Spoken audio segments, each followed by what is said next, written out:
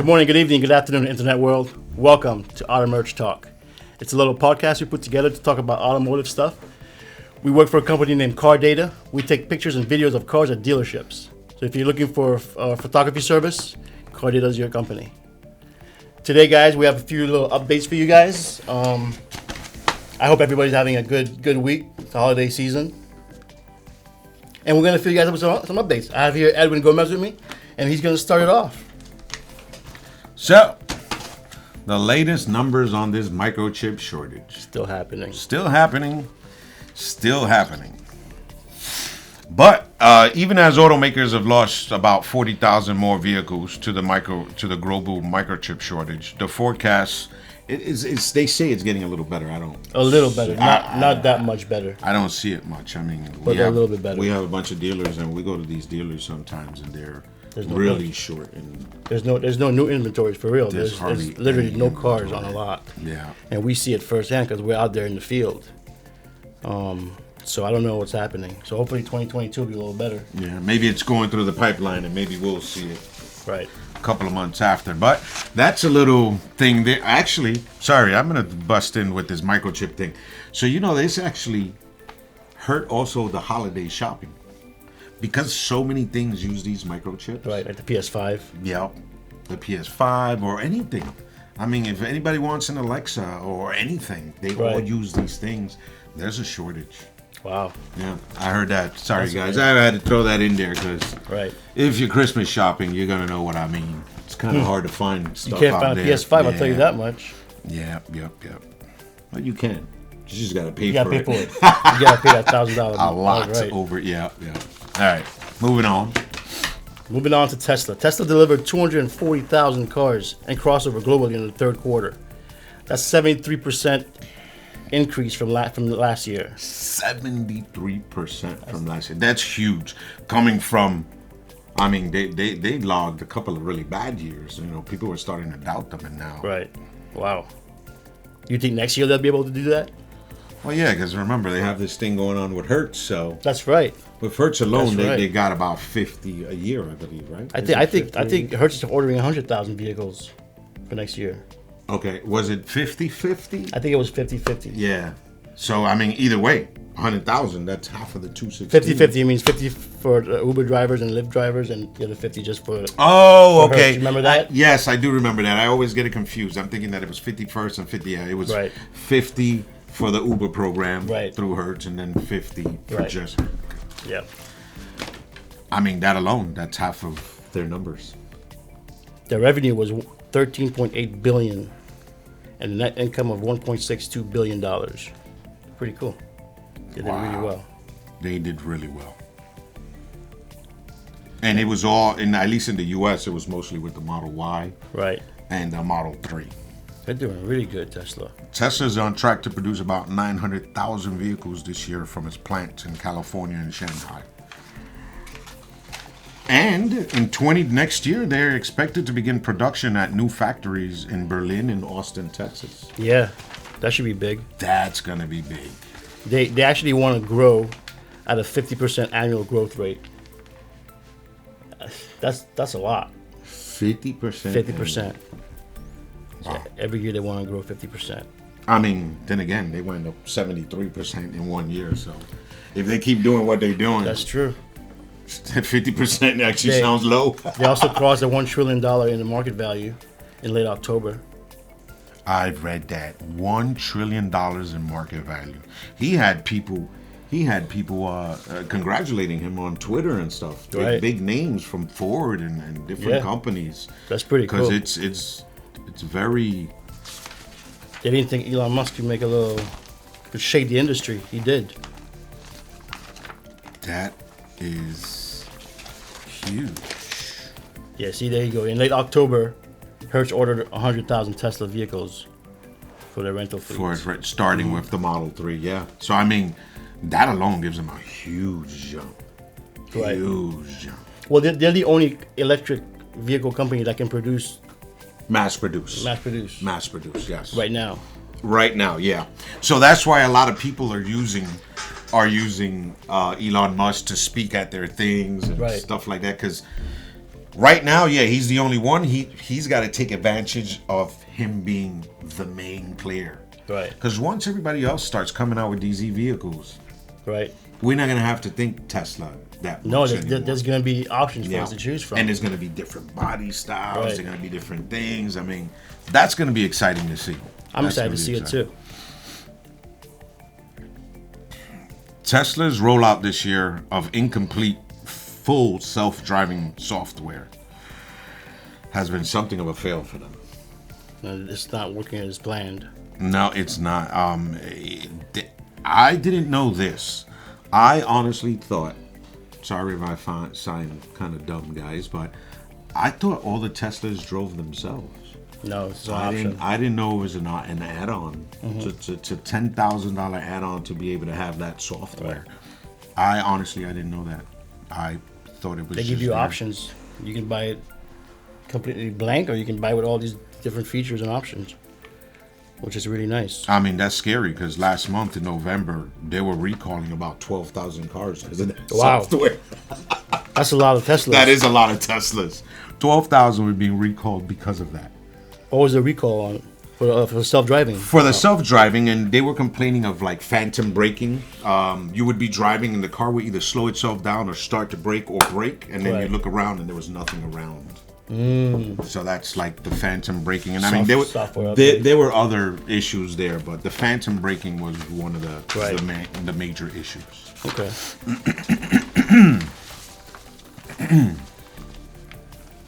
What else is new? Edmunds predicts EV market share in the U.S. will reach a record 4%. That's about 600,000 vehicles for next year. It also estimates, check this out, it also estimates that Tesla's EV market share will fall to 46% from 65%. It's kind of because of what I just said. Because once all of these other models, look, this is Tesla's moment in the sun. And it's good that a company is capitalizing on it before other brands start rolling out compelling EVs. Right. I do like the way the Teslas look, but they all look the same. Just kind of look the same. The same light. If you look at the lights are the same. Yeah. And it's hard to do. You can't even tell hardly what year it is. Right. The vehicle, because they all look alike. So imagine when they start making different trucks, different little sports cars, different. Like the Ford Lightning. Yeah. See, that's gonna grow this market huge. Speaking of electric cars, always Hyundai came out with the Ioniq 5, and I puts Hyundai in the EV mix. Pretty cool. Starts at 40 grand, almost 41. That's high though. Base model, don't you think? It's kind of high for a base model Hyundai. But the thing is their base models. The base version of the Ioniq 5 rivals the Ford and Volkswagen. Right. So it has more power, a little more range, and some more comforts in it. Right. So the Hyundai is offering a single trim of the Ioniq 5, comes with 220 miles range. The SE standard range with 160 horsepower starts at $40,925. They actually look pretty cool, those cars. I actually looked at them. So at launch, only the base trim is in the U.S. This is like Ioniq. It's not a bad looking car. Actually, it's not. It's futuristic. It's funny. I think it looks almost like a Tesla. Does it? It's Tesla shaped. I think it looks more like an Audi. Okay, it does. Like the Qs. Right. That is really... The Mach-E does 230 miles, but starts at $44,995. So that's what they would do. They did a survey because they wanted to see, and most EV buyers want a range more than 250 miles per charge. The Hyundai is about 220, so that's the base model. It's getting close. So it's getting close, and as you go up in the models, you get a little more. You get a little more horsepower. You get more motors if you go up. The SE trim gets 303 miles of range, and it has 225 horsepower. It's got a larger battery as well. Yeah, it has a larger battery. But if I'm not mistaken, that is not available here yet. I wonder how many of those are going to produce. Look at that. They do not say that. I guess it's going to be one of those things. They make a couple, see how it's selling. I mean, it is a good looking car. Yeah. It's a good looking vehicle. I think it might do good. It's a good looking vehicle. And I mean, I know 40,000 sounds expensive, but nowadays that's about the price. And if you buy the Icon, it comes with 2 years of free unlimited charging on the Electrify American network.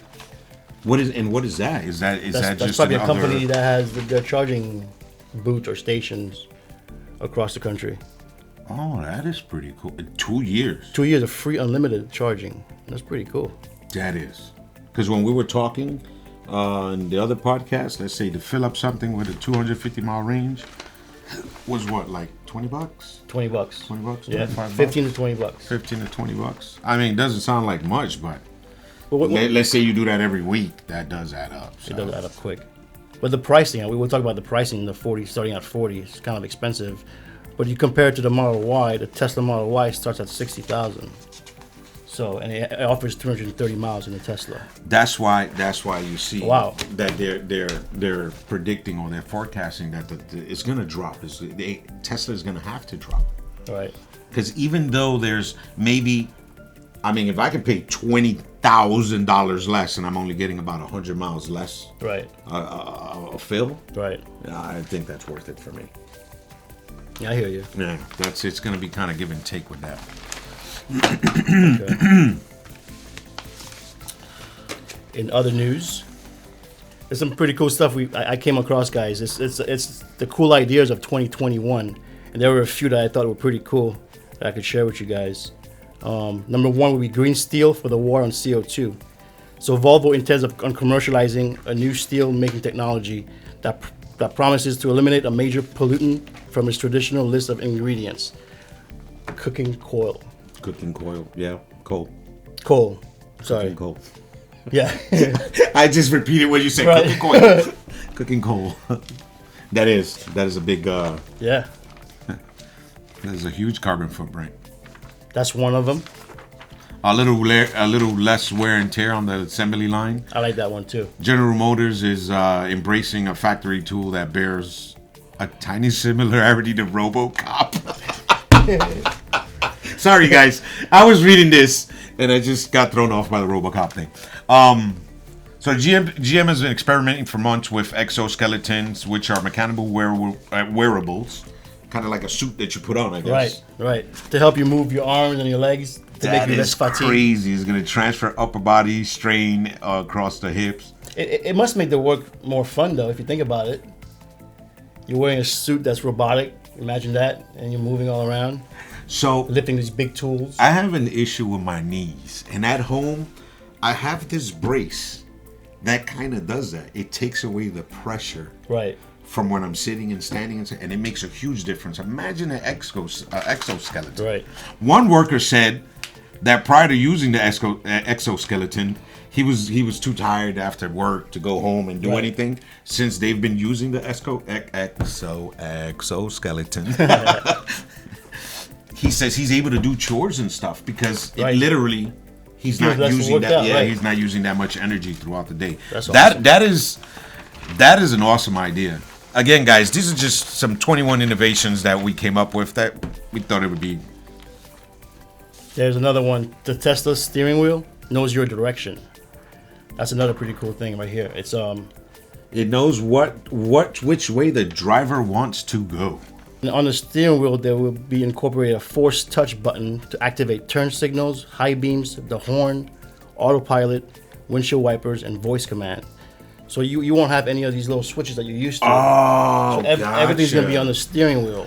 Oh, wow. With push buttons or... Kind of like what we got. So now we got like the beginnings of it because we got the volume. Right. The cruise control. I got a couple of things I could do on my steering wheel. You know. I don't know if you know this, but BMW in their radio, in their infotainment system, you can just circle your hands like this and it puts the volume up or down. Yes. You know about that. So that's pretty cool. Yep. Touchless. Oh, that is actually a really good innovation. Wow.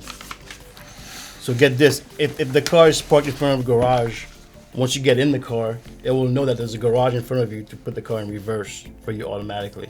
Oh, that is a super cool safety feature. And if it doesn't, because a lot of people run you into can override it. Yeah, a lot of people You know how many times, especially down here, or down in Miami, how many times somebody's going to try to back up, they put their car in drive, and they drive right through the storefront. Right. That actually happens here a lot. That's I've weird. seen it. Yeah. So that's a cool feature because that would stop that from happening. Good feature right there. Electronic signatures. Something so simple. I know, right? Every customer, almost everyone out there is happier. Right. Doing because that. there's no paperwork involved. All the paperwork is gone. All you do is everything's online. But you know, I thought, let's say, I can understand electronic signatures on emails and things like that. But I thought, let's say when UPS or FedEx comes and you have to sign, Right. sometimes they don't have a pen, you have to use your finger. Right. That was fine until like COVID hit. I'm surprised nobody's worried about that. Right. You make a point. But it is super easy to get it. You get the signature. You Well, can send an invoice from the phone. It's so Right. much easier than printing stuff. It makes the car buying experience a little different too. You know? It does. 'Cause you don't have to sit there and It wait does. 4 hours to sign papers. I saw that in a dealership the other day when I was there. The whole desk is like a screen. Oh, really? And the finance manager is showing you the contract, scrolling. Nice. Yep. And you sign and you tap. I like that. Yeah, I saw that at the dealership the other day. That is pretty neat. That is really neat. So electronic signatures, making it out there in the world. Here's one I like. Is the big rig lane assist helps simplify driver's job. I think that's huge. For commercial trucks, like the big, 18-wheelers guys, it will have a lane assist, which will help the driver to stay in his lane if he falls asleep or he gets too tired, because that happens a lot.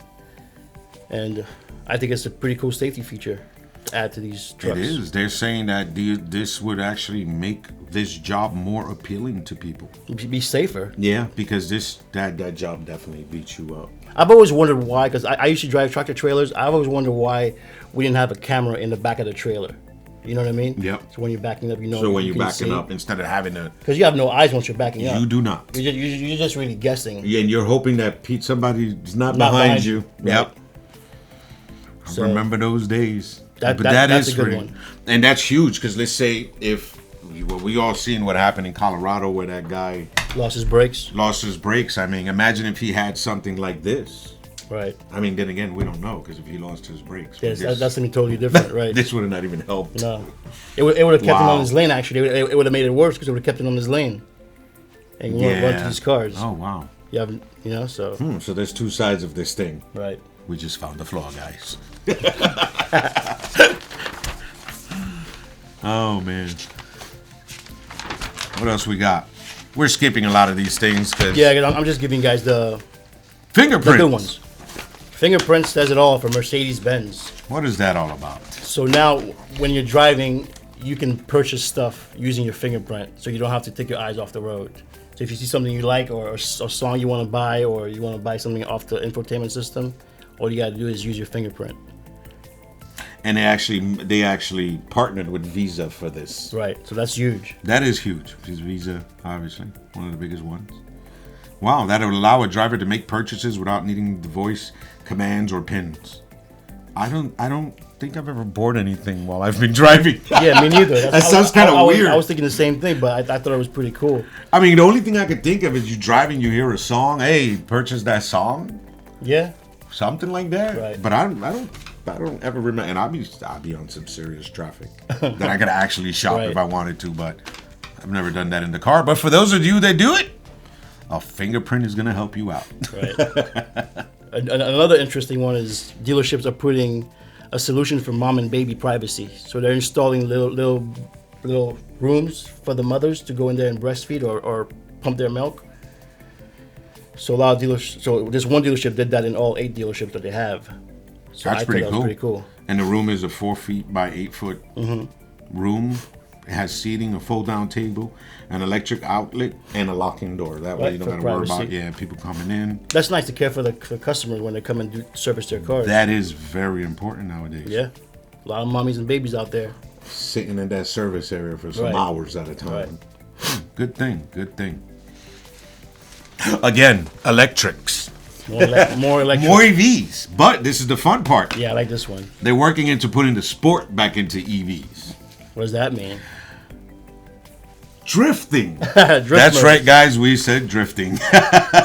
No one is suggesting that drifting is a safe thing to do in your car or a wise thing to do because of the wear on your tires. But in certain circles, drifting is a sport, a thrill, Right. even a style, a statement style. Right. So I think drifting is pretty cool. that is gonna be. And there's a luxury brand, interesting. Genesis, is going to come out with the GV60, the first battery electric Genesis on a dedicated platform will offer drift mode to engage software settings for power and braking to allow for a controlled slide. Can you imagine that?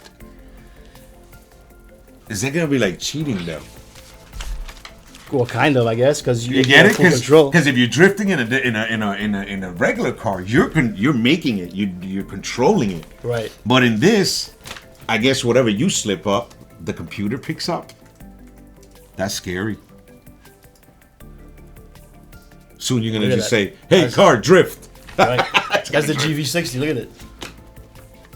You know, they all Oh, that's a beautiful. They all look similar. They all look similar. very similar. Maybe it's the way the frame of the battery. It's not a bad looking car though. It's not. I like the double headlights. and Right. everything. So yeah, guys, if you like drifting, the GV60 is coming out with. Wait. We're gonna do this. If you like drifting, here's the vehicle that does it. All right. What else? Oh, interesting. Mm-hmm. Impaired workers are detected at a glance. What do you mean by that? So there's this new company called iGauge in Atlanta, focused on transportation and industrial sector. They've developed this thing that you walk in and it screens your eyes. And from, I guess, your pupils and the redness and the stuff, they can actually read your eyes and know if you're tired, if you're fatigued, if you're impaired in any way because of drugs, alcohol, whatever it might Wow. be. That's scary. It works It's good though. Yeah, and look, it says it works by screening employees' eyes as they enter the workplace or step into a specific job, such as operating heavy machinery, driving a delivery truck. I mean, that's not a bad thing. I agree with it. I like it. Yeah. I think it's a good idea. Yeah. Because you shouldn't be doing any sort of drugs when you're driving these big rigs, or be impaired in any certain way. What's crazy is this can actually read if you have a possible illness. That's pretty cool. Because it reads the pupils in your eyes. I guess if you're in pain, things Right. change. And That's pretty cool. that is. And that's very interesting because, again, these are all really good safety features. People are probably like, well, what is that going to do? It could potentially save us. Save several bunch of lives. lives. Right. I agree totally. Wow. So there you have it, folks. A few updates on certain things that's happening in the automotive industry world. I hope you guys enjoyed it. Obviously, if you guys like it, please like and subscribe. It helps us grow and keep on doing these shows for you guys. And it's a holiday week, so I hope everyone has a happy holiday. Happy holidays, Be guys. safe, be safe out there. And till next time. It's electric. Do, do, do, do, do, do, do, do.